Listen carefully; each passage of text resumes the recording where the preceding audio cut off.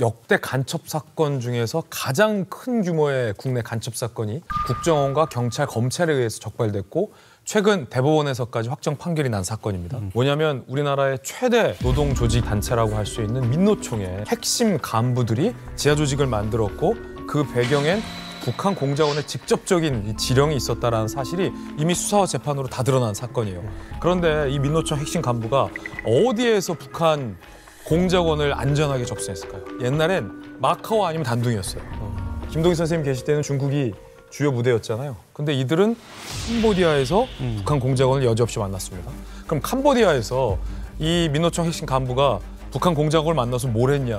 암호문을 지령받고 평소에 암호문을 해독할 수 있는 암호 해독 프로그램, 전문 용어로 말하면 스테가노그래피 방식을 썼어요. 그러니까 평상시 국내에서 약속된 이메일 계정 등을 통해서 북한이 지령문을 보내는 거예요. 그런데 그런 지령이 노골적으로 나오면 우리 정보당국에서 걸러지잖아요. 그러니까 뜬금없는 말을 하는 거예요. 펩시콜라는 어디가 맛있고 코카콜라는 뭐가 맛있고 뭐 이런 뜬금없는 말을 하는데 김동식 선생님 같은 공정에서 직접 받은 암호 해독 프로그램에 USB를 꽂고 북한에서 내려온 이메일을 해독하면 그 안에 숨겨져 있는 북한의 진짜 지령이 해독돼서 나오는 거죠. 아니 우리 노조 활동하는데 그게 왜 그런 데랑 연결을 해? 뭐. 노조, 최대의 진보 노조를 장악해서 우리 사회를 혼란에 빠뜨리게 할 수 있는 남남 분열 공작들을 민노총을 통해서 엄청나게 많이 시도했다는 게 재판 결과 다 드러났어요. 여기에서 압수수색된 북한의 지령문이 역대 최다였어요. 근데 중요한 건 국내에 간첩 활동을 했던 국내 조직 친북 세력들이 캄보디아에 가서 접선하고 캄보디아에 가서 공작금을 받고 캄보디아에 가서 북한 사람들을 안전하게 만났다는 데 큰 의미가 있는 거죠. 왜? 완전? 제가 캄보디아 가서 뭐 북한 사람들 만나고 과거에 보면 중국에 있다가 베트남 가다가 이번엔 캄보디아 오고 이런 사람들이 민노총 간첩단뿐만이 아니고 뭐 청주 간첩단 그다음에 최근에 있었던 창원 간첩단, 제주 간첩단 얘네들 다 캄보디아에 갔어요. 가서 다 만나고 왔어요. 걔네들이 그 북한에다가 지령 보고할 때 이 문장을 써서 보내잖아요. 문장을 써서 그거를 암호로 이제 프로그램으로 바꿔가지고 보내는데 그거를 나중에 풀어보니까 거기에 김정은이라고 쓰면은 뭐 누가 봐도 아니까 그렇게 안 쓰고 김정은을 총회장님, 북한 공작 지도부를 본사 그런 식으로 해가지고 본인들은 뭐 그거를 북한 공작용으로 하면 은어라고 그러는데 그러니까 자기들끼리만 약속을 해서 누가 말해도 알 수 있게. 그러니까 지금 수사당국이 확보한 북한에서 받은 지령문만 지금 90건 그리고 다시 이제 보고한 대북 보고문 24건 확보를 했습니다. 역대 최대 규모인데 내용이 더 충격적이에요. 일단 그 2022년 11월에 보낸 지령문을 보면은 뭐라고 돼 있냐면 헬로윈 참사를 계기로 각계각층의 분노를 최대로 분출시켜 반정부 투쟁을 전개하라.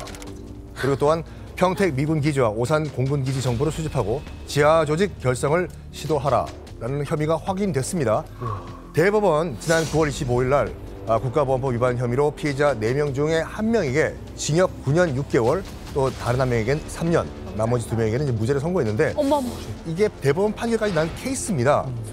근데 우리 김 대표님께서 직접 참석한 간첩 사건이 있었다고 들었는데 어떤 사건인가요? 그러니까 앞서 말씀드린 것처럼 민노총 간첩단 사건 때문에 수원지방법원에 갔었고요. 그다음에 청주 간첩단 사건 때문에 청주지방법원에 가서 재판에 이제 참고인으로 가서 증언을 했는데 얘네들이 그 캄보디아에 가서 기지교육이라고 하는 걸 받아요.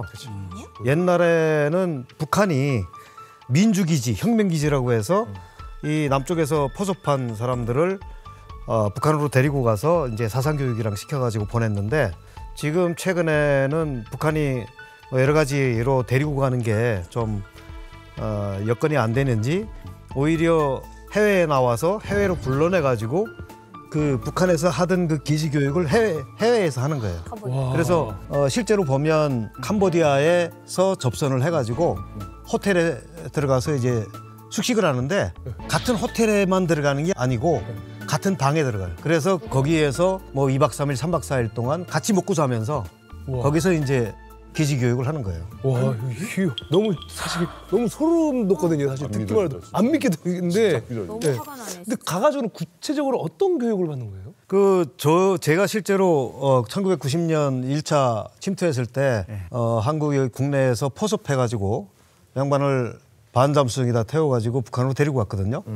실제로 가서 일주일 동안 평양 삼석구역 원흥 초대소에 들어가서 일주일 동안 이제 기지 교육을 했는데 그다음부터 하는 거는 사상교육. 사상교육이라고 해서 뭐 갖다 놓고 강의하고 그럴 시간은 없고요. 일주일이니까 짧으니까 어딜 가냐 하면 평양에 있는 조선혁명박물관, 만경대 김일성 생가, 주체서상탑, 개선문, 그다음에 평양 학생소년공장, 그리고 매일 와가지고 장관 차관이 와서 파티해주고 그리고 뭐 격려해주고 하니까 거의 장관급 대우를 해주잖아요. 장관이 나와서 해주는 거니까. 그러니까 그냥 거기 가면 그냥 어깨에다 바짝 힘주고 오는 거예요. 그때 가니까 가자마자 평양 가니까 평양 만수대 김일성 김정일 동상 앞에 가니까 만세를 그렇게 크게 부르더라고요. 그래서 오히려 저희가 창피할 정도로 옆에 있던 주변에 있는 사람들이 다 쳐다보더라고.